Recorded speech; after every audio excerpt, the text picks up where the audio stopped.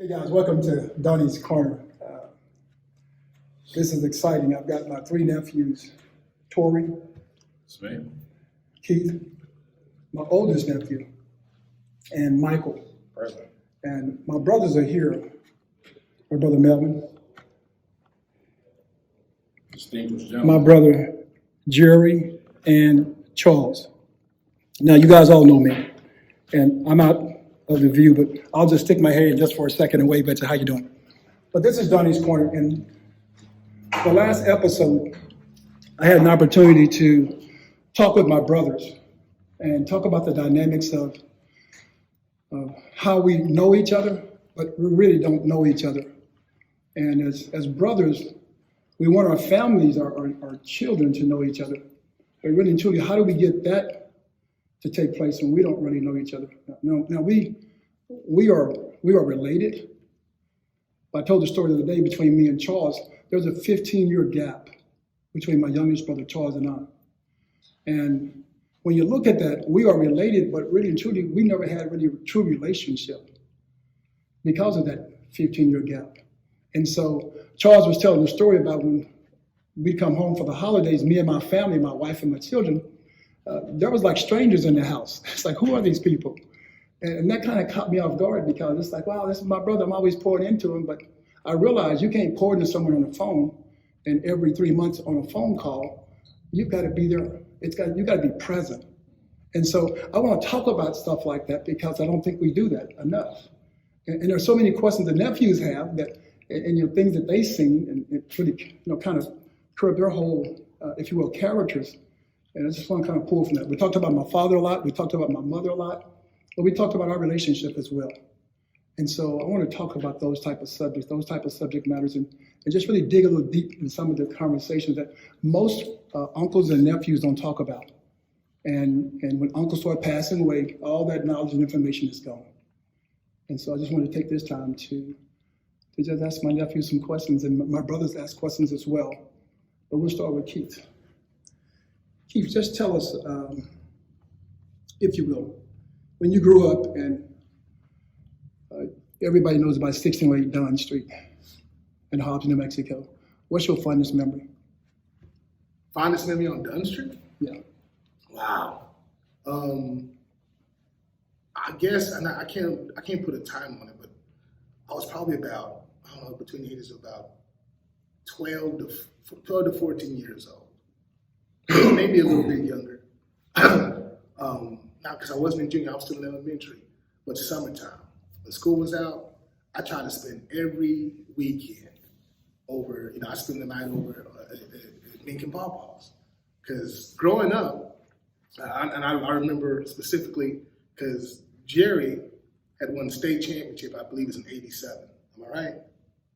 And I don't know if he remembers this, but I was going to Coronado Elementary. At first day of school, everybody wants new clothes. Man, I wanted to wear anything that my championship uncle had. He gave me some Chuck Taylor shoes and a trench coat. Now, mind you, Hobbs, New Mexico in August is hot. I went to school in my jeans, whatever shirt I had, I don't care. But I had my uncle's Chuck Taylors and his trench coat on. I rocked that trench coat through Christmas. I mean, even the teachers were like, Keith, are you going to wear that thing? Yeah, so I'm going to wear this video. I thought I was the most stylish dude in the world. Like, because literally growing up, Charles and Jerry were my idols.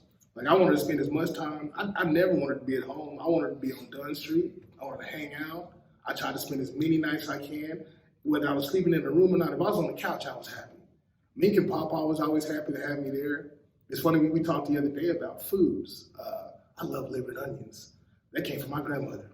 Nobody I know likes liver and onions. But liver and onions with some sticky rice and some biscuits, you make that and you got me. If I can find a woman if you're out there, if you can make liver and onions and sticky rice and some biscuits, you have a chance. But yeah, just growing up and being on Dunn Street. But just growing up and being on Dunn Street and hanging around my uncles, like I said, they were the life of the community. Like through basketball and sports and just being good dudes. Like everybody wanted to be on Dunn Street. I mean, I remember we play hide and seek. We'd be all throughout the neighborhood. Everybody in that neighborhood off of Dunn Street, off of 8th Street, off of Dunham, the Harris family, Pete and Amy and everybody, Buddy at the end of 8th Street. It was a thriving community. And I lived on Main Street. Everybody made fun of me. I lived in P-Man. I lived on South Main Street. And there wasn't nothing going on over there. And so I always wanted to be where everything was, where my family was, where my uncles were. So those are my fondest memories. Awesome. So for those who are listening, 1608 East Dunn Street is my mother's and father's house, Jimmy and Hattie B. Thompson. And so it was one of those places where I think really most of African Americans on that side of the neighborhood, everybody just loved coming, on that side of the city, loved coming to just spend time in that area. Tori, give us your fondest memory on 1608 East Dunn Street. So just to piggyback off what Keith talking about, I think so for me and Michael too, because we were there most of the time with each other, a lot of it was just the freedom. I mean, there was just an abundant amount of freedom we had Meek and Papa's, our grandparents. We could go anywhere, we could do anything. I mean, it was just no limits. You know, we could, I mean, you think about it, I mean, we go through Papa's garage and use his tools to, you know, fix our bikes up, make a clubhouse. I mean, whatever our imaginations could do, I mean, we tried to get it done. And another thing that, you know, I absolutely loved about it was that, you know, although Charles and Jerry were older than us, we were around them so much, it's almost like a brotherly relationship. You know, they're kind of like older brothers. They're like, yeah, you can't do this. No, you can't do that. It kind of exposed us to some stuff when our fathers might not have been around. They were there to kind of guide us through some of these mature situations. Freedom, just growing up and just being molded by just that, you know, that environment, you know, which was a positive effect on my life. And so Charles, I don't know if you remember this, but when he bought his house in Brazos, we used to play ball all the time. As soon as he bought that house, right there in his front porch. And you know, Charles, he didn't take it easy on me. You know, I'm a little kid, you know, telling my stuff, but I got better. You know, I got better, even though he gave it to me as hard as he could. I would go back right at him. So, yeah, I mean, I got a million stories I can tell. We could be here all day talking about stories. Like when Jerry came back from JUCO with his chickens and hands up mode, and you know, I mean, and the time he was rocking the dreads, he's probably the first one rocking them dreads before DOS effects. Yeah. I remember he talking about the honey tips.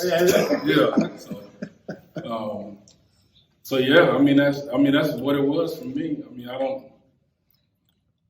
don't ever look back and have any negative thoughts about it. It was always a positive light for me, my life, just because it was a release. You know, I could go there and just, you know, just feel free in a controlled environment. So Mike, before you answer that question, the same question though, it's amazing, but my mom and dad never had a curfew for me as well. I was going to mention that. Never had a curfew for the boys. Now for the girls, it's a different thing, but for the boys, there was no curfew. You did your chores, and you could just run free. But you understood what that meant, though. Yeah. Yeah, it was a short rope. I mean, you know not to go get in trouble. But Mike, same question. Your fondest memory on 1608 East Dunn Street. It's the same thing as the Tory, the freedom. Like we used to walk to Paul Steps and Thomas Peoples without even asking. You know, we were just going back and forth from the store. And probably my fondest memories are the 4th of July. I remember there was a point in time when we couldn't pop fireworks on 4th of July in Hobbs, right? Yeah. And it was like the police would sit at the end of the street, like they're gonna do it anyway. So just being out there and all these fireworks going off and nobody getting hurt, which was amazing. And just going through that, and just like you said, like Charles and Jerry's, you know, they were our idols growing up.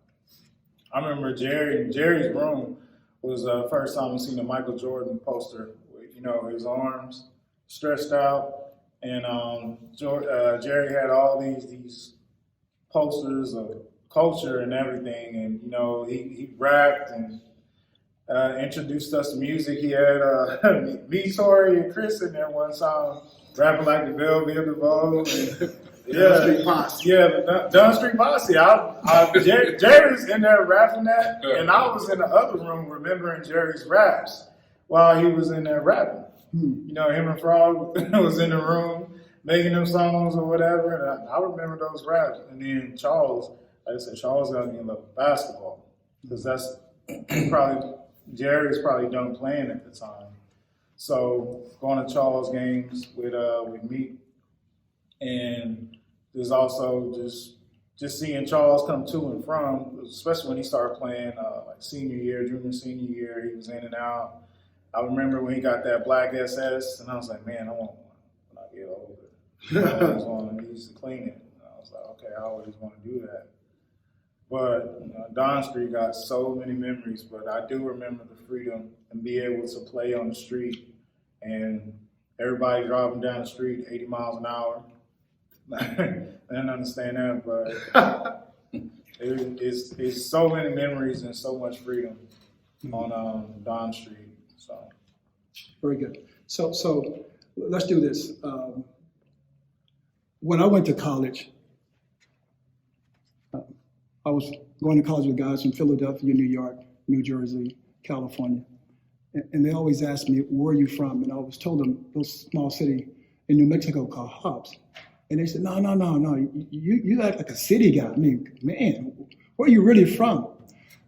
Tell me, why is it that little small city, we had this big imagination, we had this culture where if you met us, you thought we were from somewhere, from the city versus a little small town.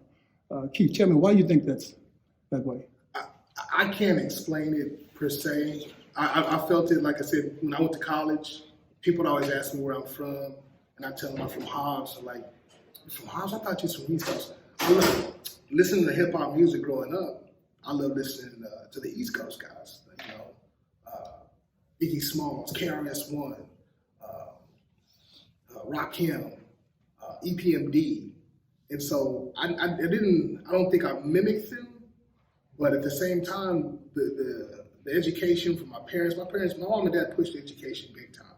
She was like, I don't care what y'all do, just go to school, stay out of trouble. And my mom and dad rewarded me. When I went to New Mexico State that first year, mom and dad bought a brand new Cutlass Sierra Supreme with a Phantom rag top on it. Mom was like, you do good that first year, we'll let you out of the car. So my second year after that summer, my mom let me bring the car back. Everybody at school thought I was the richest kid in the world. My dad was like, this dude got money, this dude got bread. No, my mom and dad, they sacrificed. And they always told us, as long as y'all do good, push forward your education and try to do better than us. We've got y'all to a certain point. And it's to the point to this day where even when I talk to my parents, God bless they're still here with us. If they question me, I'm like, don't y'all trust what y'all did? Y'all raised me, don't y'all trust? If you don't trust me, just, you don't trust what you did, then, that says a lot. I'm just saying. But as far as people thinking, or people in Hobbs believing, or other people outside of Hobbs, believing that we were from other places or from a big city, it was a swagger about Hobbs. I mean, especially in the black community, we was from Hobbs. We had state championships. We had people that played in the NFL, the NBA. It was nothing to be shy about. We were proud. Everywhere I go, I always hold my head up and talk about Hobbs. And if I mention Hobbs, the first thing people talk about is basketball, because we were known as athletic. Between Donnie, Carlin, Kate, Ruben, I mean, we had some people, Charles, Jerry, Melvin. We have athletes. Tori, we got people who play college ball, D1 ball. Some people that went to the pros, and it's just a vibe. Like I said, it's more of a confidence than anything else. Now, other people might be from small cities and look down on themselves. I never looked down on myself for being Hobbs. That was a plus. I can imagine growing up anywhere else around anybody else. I was proud of being from Hobbs and representing other cities. So, I mean, for me, being looked at like I was from another place or being mistaken for being from the East Coast, which I used to love, I'm like, nah. I was telling my uncle earlier, my first year at New Mexico State, my suite mate, his name is Mally Edmondson, he swore I looked a lot like Mike Singletary, the linebacker. I'm like, I look nothing like this dude. So he told a couple of his friends, hey, that's Mike Singletary's son. So I rode with him for a while. I never thinking, you know, that it was that big a deal. I was just joking and stuff. About a year later, I saw a buddy of mine I hadn't seen forever, and he's like, "Hey man, how's your dad doing?" I'm like, "He good." He said, "Since he retired, man, what does he do now? Is he coaching or whatever?" I'm like, "What do you?" And I thought about it. He's like, "This dude he still thinks my dad's Mike Singletary." I was like, "Nah, man, my dad is not Mike." "No, man, I know your dad's Mike." "No, like, how do you know?" Melly even told me. I was like, "God dang, this is still being thought of." So there's probably people out there to this day that I went to college with at New Mexico State back in about 93, 94 that think that my dad is Mike Singletary, which is crazy. But yeah, like I said, I can't explain it why, you know, people, you know, believe that about us. And it's not just me. I mean, you can ask anybody from Hobbs. People think he's from somewhere else. Because you think of Hobbs, you think of a tiny hick town. Not at all. Mentality is not like that. And I don't know if it's because people coming inside the community from other places to work with, it's an industrial community, a Wolfville community, or what. But Hobbs has always had that vibe. Okay, very good. I'm going to switch it up a little bit because now I think you guys are a little bit more comfortable. And so let's turn it up just a little bit more. Tori, and I want all three of you answer this question, and then I'm going to turn to my brothers. All three of you, my sisters are your mothers, and so all three of you answer this question, starting with you, Tori. Just tell me something about your mother. That when I say Thompson, you say what about your mother? No nonsense. You know, my mother's very no nonsense when it comes to me. Mm-hmm. Now it's interesting. The older I get, the more I can push back. I mean, it's kind of shifted now. Now I'm kind of like that with her in a way. But before, there was a lot of intolerance to even little bitty things I wanted to do, and there would be times where Charles talking me out, not running away. Hey, come on, nephew, man, go to sleep, nephew. You know, but I mean that's what comes to mind when I think about my mother now. Just the name Thompson, to me, I get more of a family type feel, or a comfortable feeling. Mm-hmm. But that could be different things for. Talk about Melvin, I get energy, Thompson. You know, talk about Jerry, I get laughter, poetry, Thompson. Mm-hmm. You know, so it can change a little bit, but for the most part, if I'm just looking at it from a macro view, it's comfortable to me. Mm-hmm. It's comfortable. It's family. Mm-hmm. It's cool. You know, it's warm. You know, it's kind of like a relaxing thing to me. Awesome. Keith? My mom? Thompson. Oh, Thompson. When you think of Thompson, yeah, but your mom. Yeah, your mom. But when I think of Thompson, man, just pride. Like I'm proud. Like the name Thompson, and it's funny. I don't know if y'all realize this. In 94, 95, I applied for a passport. And when you apply for your passport for the yada, I found out my legal name was Byron Keith Thompson. And so I had to actually go through the process of legally changing my name to Marshall. But when I found out my name was Thompson, I was like, I'm gonna ride with this. Like, you know, I'm a Marshall, but, you know, I'm a bug-eye. I'm a Thompson. That's the family nickname is Bug. I'm a bug-eye at heart. But yeah, pride, like between my uncles. And I can't say nobody, you know, in any different way, but all my uncles and aunts, I mean, they all are successful in some aspect. They're all strong individuals. We ain't got no suspects. Everybody, and all my cousins are cool. Now, like I said, everybody lives a different life and everything, but I'm proud and love all my family. And so when I think of Thompson, I just think a stronger unit. I feel proud. And when it comes to mom, Nell. Now, I still don't know the beginnings of the name Nell. My mom's nickname is Jacqueline Kathy Marshall, but her nickname is Nell. And I don't know if that's Nell or Nail. I don't know. Mom has never really described it. I think she's trying to mention it or how she got that nickname, but she's the rock. My mom has been through a lot of health issues, kidney transplants, cancer, and she's still here. She's for my family, my immediate family, she's our rock and our base for the Thompsons themselves, from what I understood, she helped raise all the kids. When Hattie B, her mom, was out working jobs, little Jim was working at pool. All the kids could attest to being raised by my mom, who was the eldest, the second eldest. Am I right? Or she the First. She's the eldest. My mom is the eldest of 12 or 13? 12. 12 kids. I'm getting these numbers right. Yeah, as the oldest of 12 kids, that's a lot of responsibility. And like I said, when I think of my mom, Kathy Marshall, the foundation for my family and for a lot of goodness. A strong woman. Very good, very good. Michael Thompson, Thompson, your mother. with my mother, lights, personality. She will be remembered if you come in contact with her.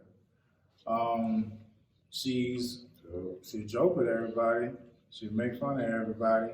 My mom was never really hard on me at all. I would say I had a lot of freedom, especially turning 15, 16 years old. Had a lot of freedom. She entrusted me just the way I was going to live and go about things. She sent me down one time. It was in high school, probably my junior year, and say, "Look, we got to become best friends."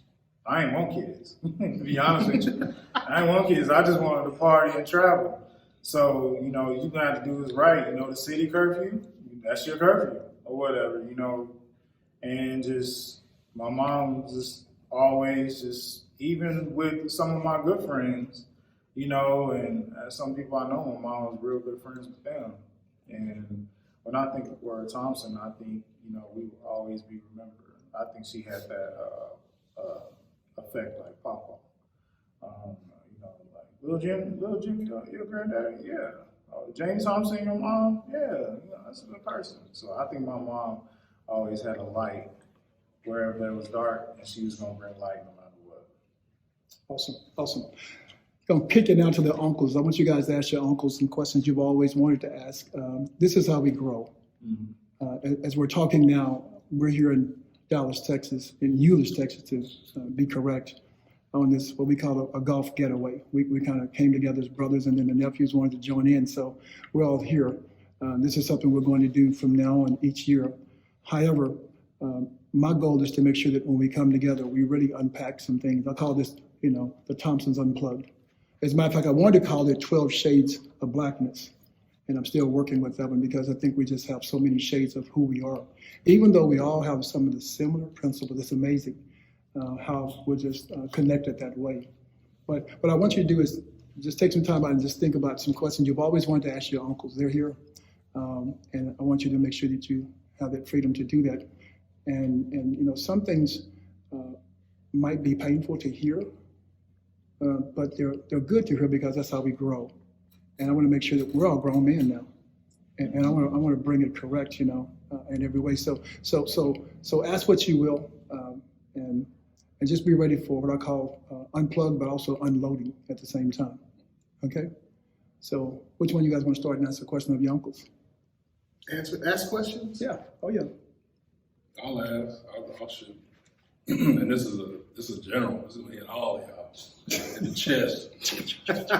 Me just being me. Now I do have brothers and sisters, but I never had that in-house brothers and sisters like 12 tight. Like I never had that. So when I see you, my mother, and I see all of y'all, and I think about how y'all grew up in the house. I remember Jared was telling me he remembered when he heard the news that my mom was pregnant with me. He reached and get some preserves or something like that.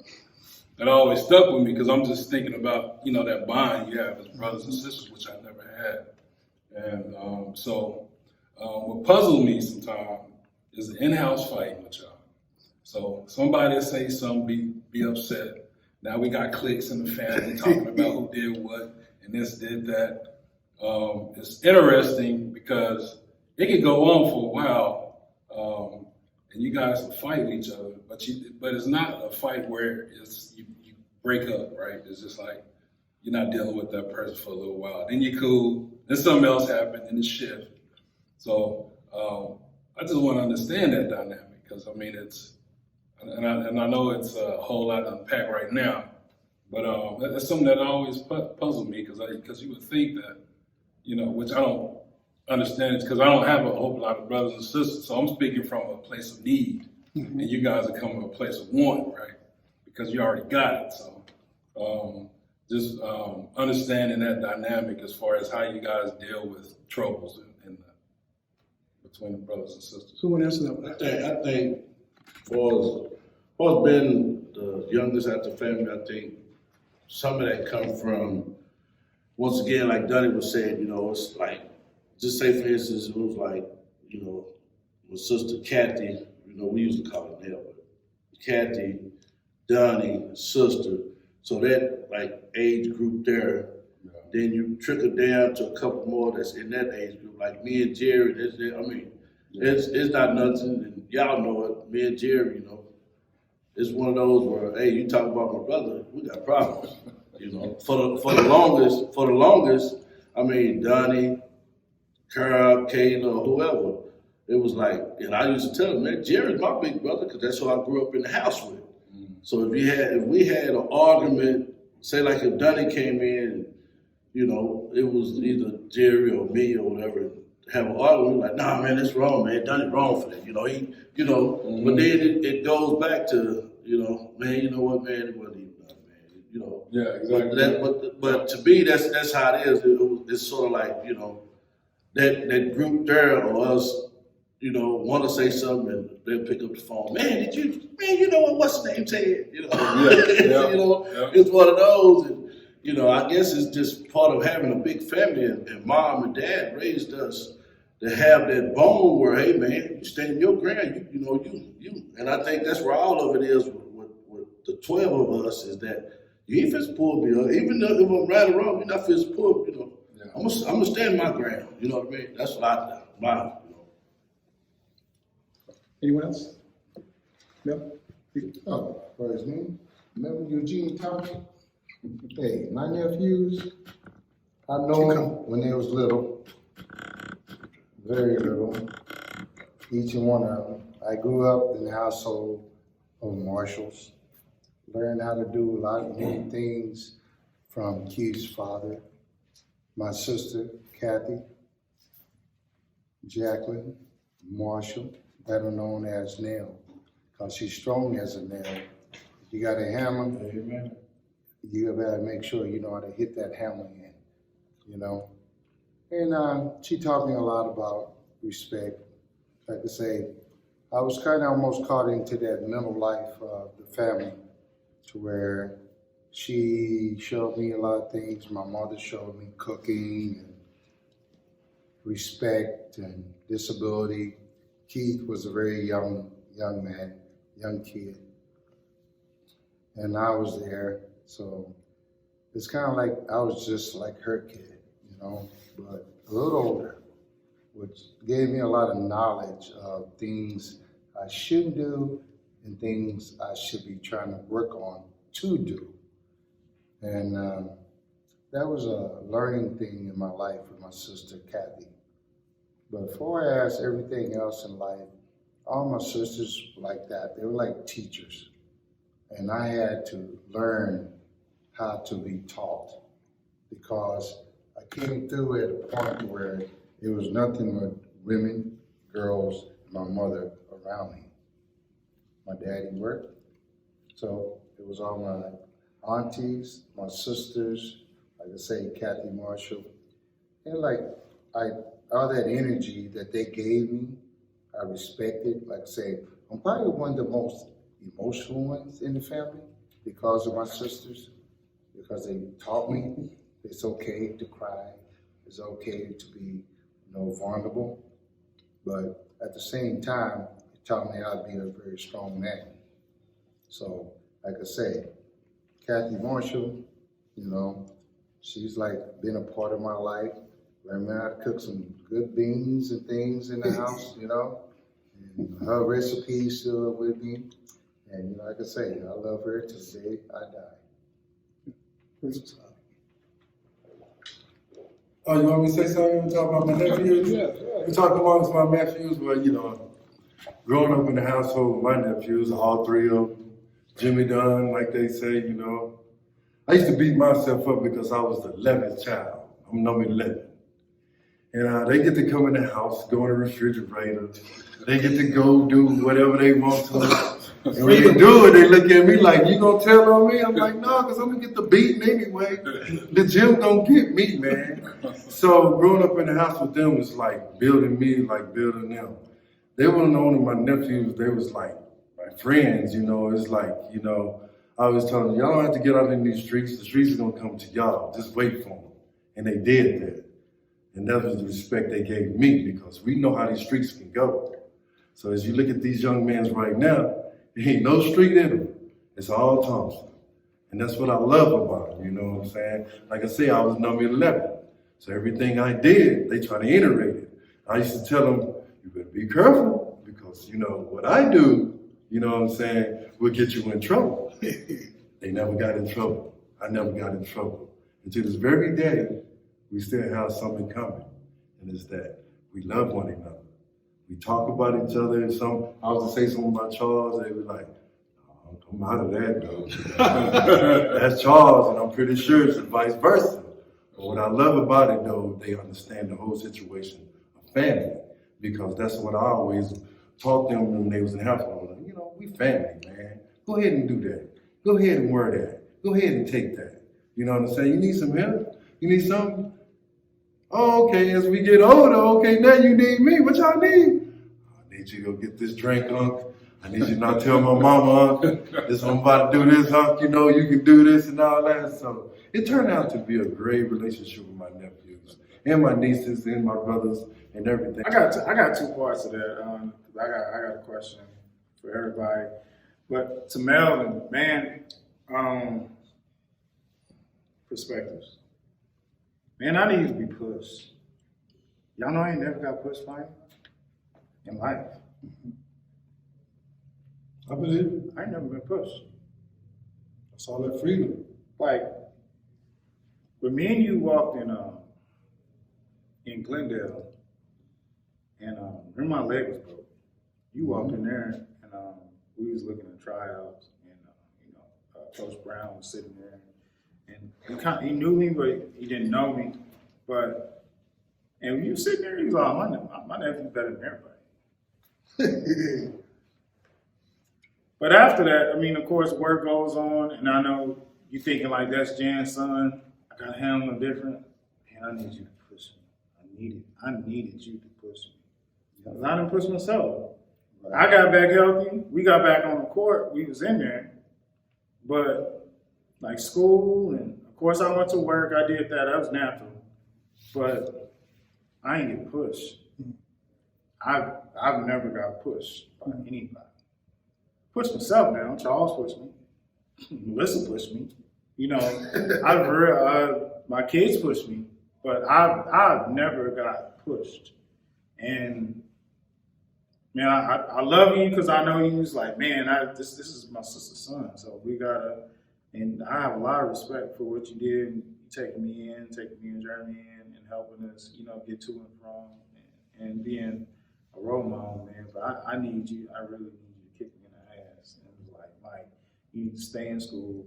You need to stay on this team because, stay on this team because this man's trying to put you here. And Brandon knows, just basketball is what I wanted to do.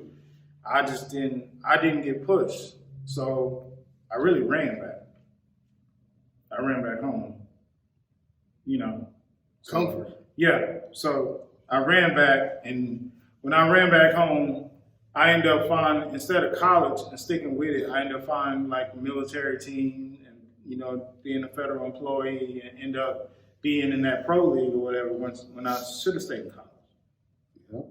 So that was the first part of it. But, I love you, man. You know what I'm saying? I know that. Yeah, I need you to push the hell out of me. I can push you that much because my pushing, I'm a very strong pushing person. No, I need that. And I really need I that. understand exactly where you're coming from, but yeah, I had a lot of respect for your mother. Right, man. And your mother, it's like she pushed me. Like I told you, she taught me how to beat people up.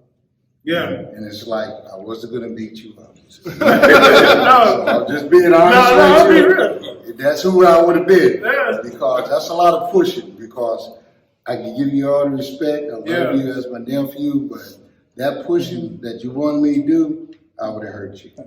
Yeah. And I didn't want to hurt you. Yeah. Yeah. Second So, part. that's why I let you be a man and grow up as a young man and respect you as a young man. Because the way you wanted me to push it, I wasn't there in life. I couldn't do that. Okay. I was there to comfort you, to give you everything else you need. But when you left, I was a little hurt, but I loved it because you made the decision. It's time for you to move on in life. And that's what life is about. Because I'm your uncle, I can only do so much. Because if I show you the pain about me, It could have pushed you away.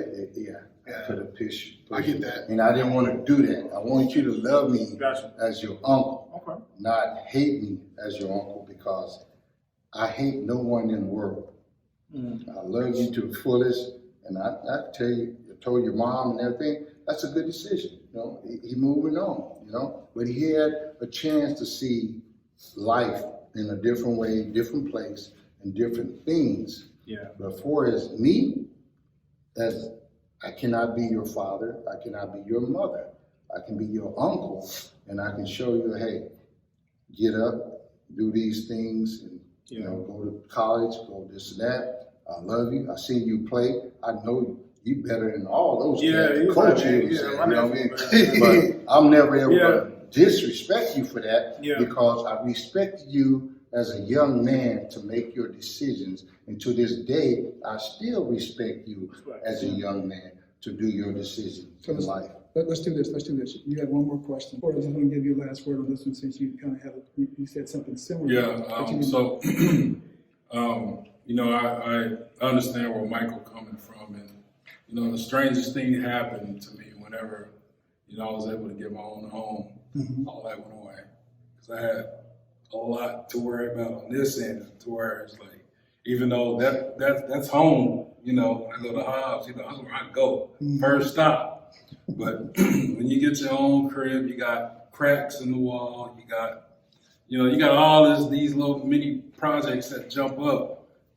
I mean, it's that feeling kind of dissipates, And then the older I get, the more I invest, the more, my kids get older, the less I have a need to want to hold on to some of that stuff. And then you just rely on the memories. Well, it is not necessarily I'm giving up memories or giving up past. I'm just saying there's a need to build my own. Be self-sufficient, not looking to grasp on a point, or it's like, okay, it all relies on me. Like my kid's not gonna look at me and I'll be like pointing somewhere else. They'll be like, Daddy, why you ain't, And I can't point to the next man, point to my parents, or point to, what Joe and them did to me. They're gonna be looking for me for the answer. Right. And so, and the older I get, the more evident that becomes, because they look at me every day. They look at what I do. They look at what I say. They constantly test me. So and the more that happens, the more that feeling it goes away. It's at this point it's just like, man, I like that to happen, but work out. Yeah. So once again, thank you guys for. We were supposed to be somewhere else tonight on this. This has been a nephew and big brothers and brothers this getaway, and we kind of turned this into where we wanted to really spend some time talking about things that really no one ever talked to me about. No one. I do mean no one. Good conversation. And so I wanted to make sure that I did something just a little bit different, and also a little bit different the next time and the next time. So just stay tuned to Donnie's Corner. And once again, thank you guys. I appreciate you. All right. Here we go. Cut it.